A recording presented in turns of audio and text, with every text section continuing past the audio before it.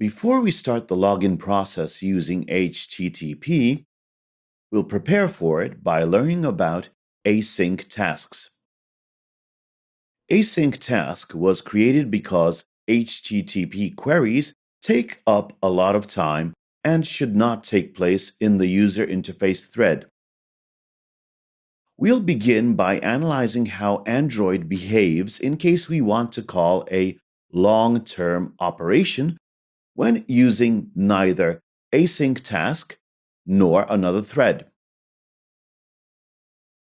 We prepare a long-term operation in our login activity in the place we've started new activities so far.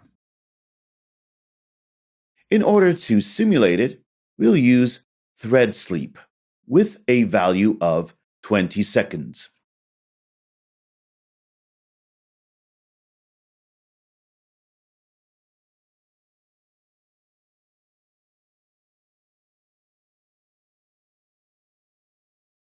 After starting the application, we enter the login data and click the Login button.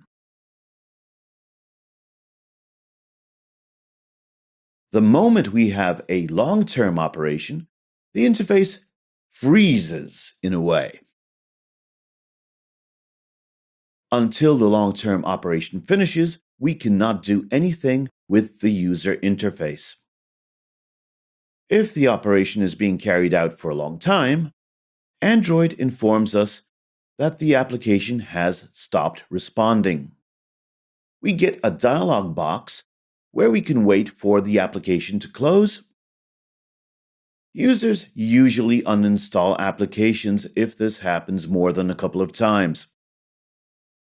That's why it's good for long-term operations to be called not in the UI thread, but in async tasks or separate threads. Async tasks are preferred to threads because they simplify the communication between what is executed in the background and what is executed in the user interface. They simplify sending data between the two threads. Let's learn a bit more about the async task itself. This class is very often used in Android. It's usually used to perform simple, short, one-time tasks which have to be executed over a finite time. They make sense mainly if we want to inform the user interface about the progress or send data before, after, or during the execution of this operation. To make it possible, they have special calling methods in the user interface thread and a single special method called in a separate thread other than the UI thread. Thanks to this, we can easily separate the logic to be executed in the UI thread from the logic to be executed in the background.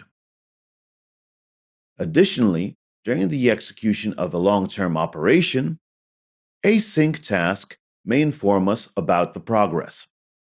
For instance, if we're copying a large number of files, after copying a single file, we may inform the user interface that some progress has been made. For that purpose, we use the progress update mechanism, which is automatically synchronized. Thanks to this, we don't have to deal with the synchronization of these two threads.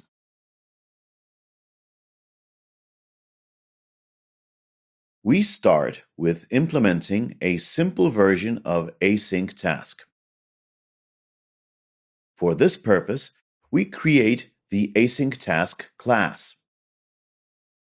This class is parameterized using three main types. First, we provide the type to be used in order to pass the parameters to our async task, that is, the objects needed the moment the thread is called. Then, we define the type used to pass update, that is, the type of object which will be used to inform about the progress. Finally, we define the type of data which will be returned. In our example, we can assume that strings are our parameter because we want to pass a login and password. Given that we'll pass a number to inform about the progress will be an integer. As a result, we return a Boolean value, which will inform whether we've managed to log in or not.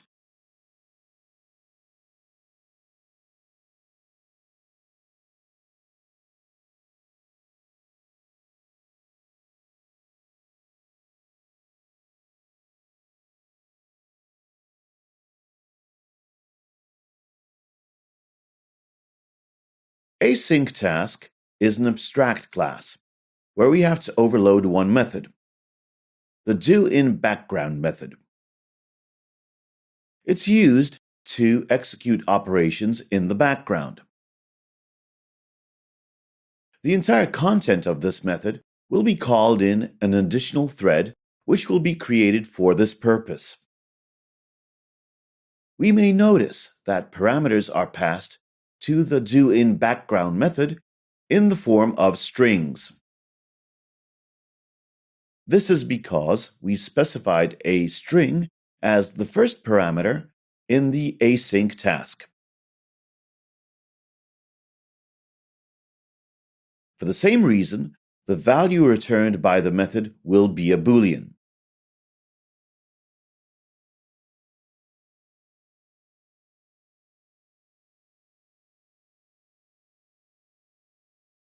With this method, we can easily call long-term operations.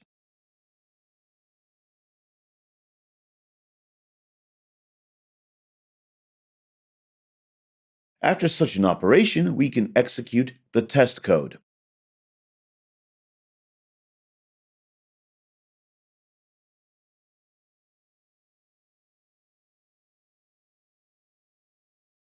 If we tried to call a code based on the activity inside the async task, we would get an exception. This is because the code that tries to start an activity must not be called in a different thread than the UI thread. We will treat establishing the login correctness as the result of a method.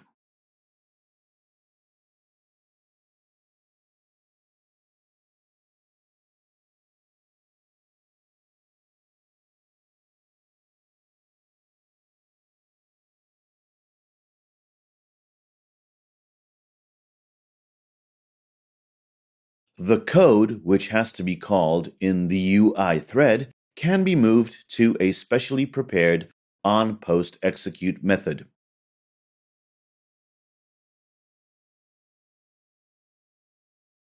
It will be called directly after finishing the doInBackground call. The result of this method will be returned as a Boolean.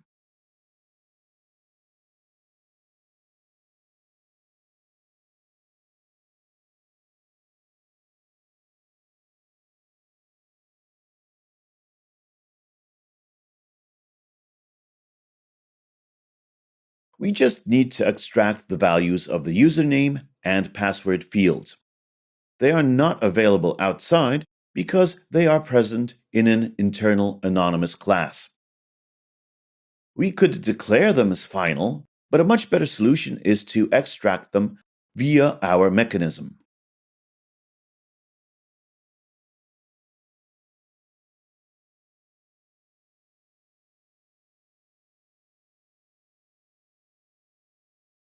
It's good to remember that we're dealing with a string array. This means that the subsequent parameters which we'll pass here will be packed as subsequent values in an array. In our array, under the value of 0, we should have the username and under 1, the password.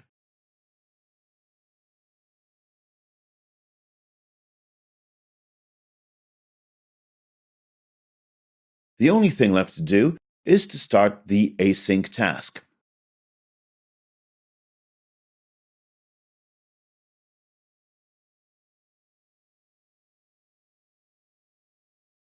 We already have a ready object on which we call the execute method. This method has identical parameters to the ones passed to the doInBackground method. That is why we pass the string array here, which in our case will include 2 elements.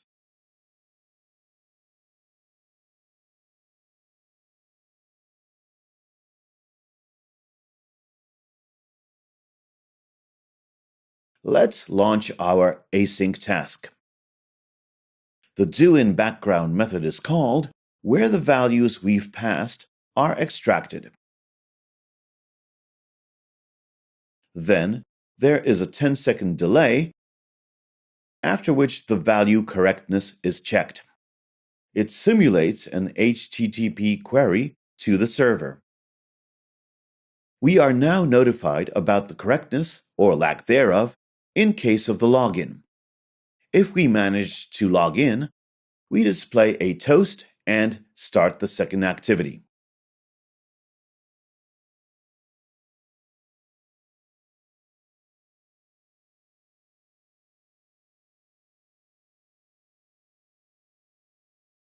As we're testing our app, we notice that the interface didn't freeze after pressing the login button. After 10 seconds, there appears a toast and a transition to a new activity. The thing is that we were able to start AsyncTask several times, so we can also start our activity several times. We can protect against this in a couple of ways. We can permit the async task to be started only once, or lock the login button for the time the async task operates. Let's use the second method. Apart from the onPostExecute method, there is also the onPreExecute method. It's called directly before starting doInBackground. It's also called in the UI thread, which allows us to operate on views. In our case, we can set enable to false on the login button. This will cause the button to become inactive. It will be impossible to click it.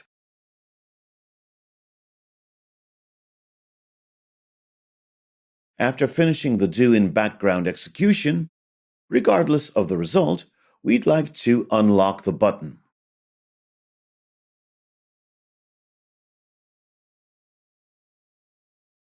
Now, after login, we can immediately notice that the button changed its color.